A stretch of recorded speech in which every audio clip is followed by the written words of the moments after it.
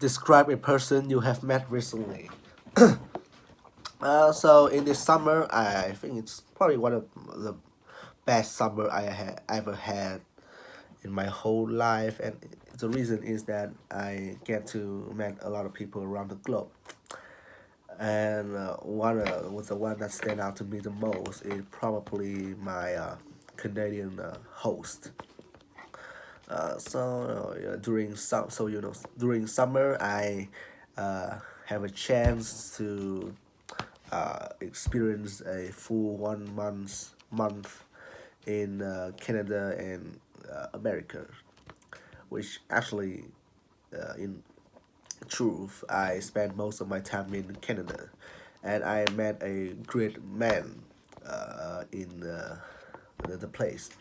He is my Canadian host, and what I think is very outstanding, very intriguing part of him is that he is a very down to earth person, a very open minded person that I think is great.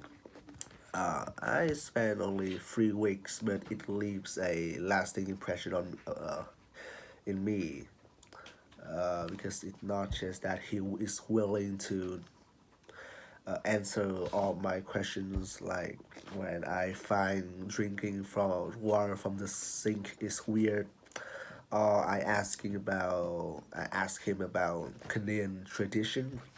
He always gladly to help me out with that. We also discuss a bunch of things from A to Z. Sometimes we discuss about movies, sometimes we discuss about music, and I feels like he's like a second father to me, honestly.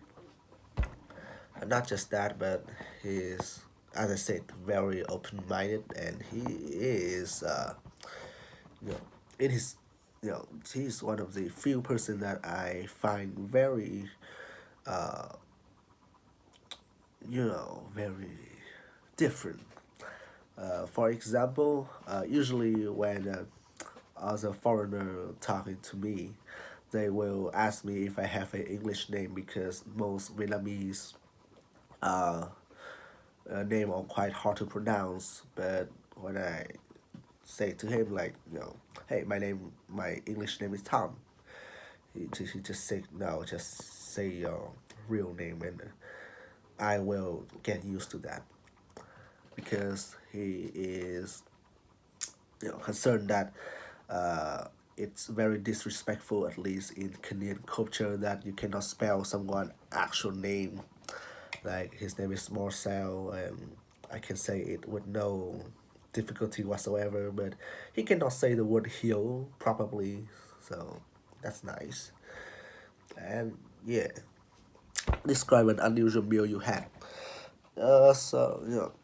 Whenever I go to a new country, I always want to examine the local cuisine, and I always want to find a new taste, a new flavor and color for my life.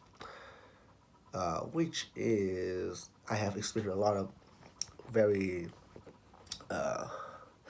extraordinary things. For example, once I visit Japan, I get to try a extremely, to most people, smelly and disgusting meal named natto. It's a fermented bean from what I remember. It's very slimy and hard to swallow for a lot of people. And at first bite, yeah, it's very weird that it's so slimy, almost like you are eating saliva, saliva, right? Yeah, beans or something like that. But the more I eat, I learn how to eat it with hot rice and some soy sauce. I actually really enjoy the meal. It's pretty appetizing in my opinion. The it's have like a more almost alcoholic taste at first, but then the beans comes in and it neutralize the taste, along with the soy sauce for a little salty and the rice. I think it's absolutely a must try for anyone who is seeking for a new cuisine experience. Tell me about the time you received a good news. So this story is not very fun, but hey, anyway. So, really, I don't know. 5 years ago, there was an accident regarding my younger brother. So we were playing in the park or the temple. I don't know, probably the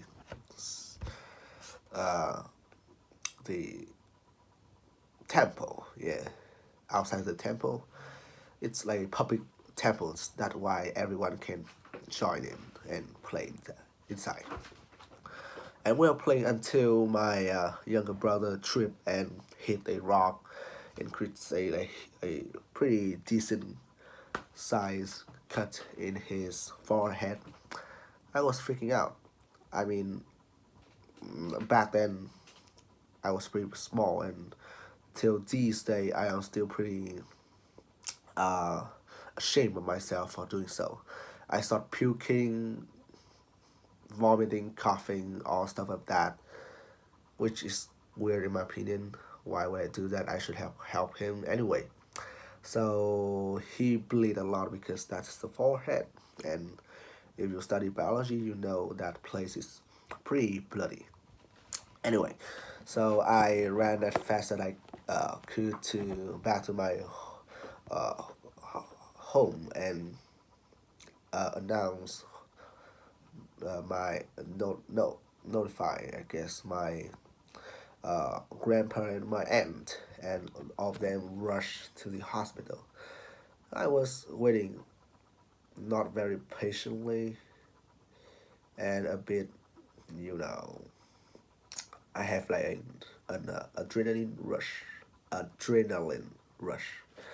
It wasn't not a, it wasn't a good feeling. I always, I am in constant anxiety because I don't know what will happen to my brother.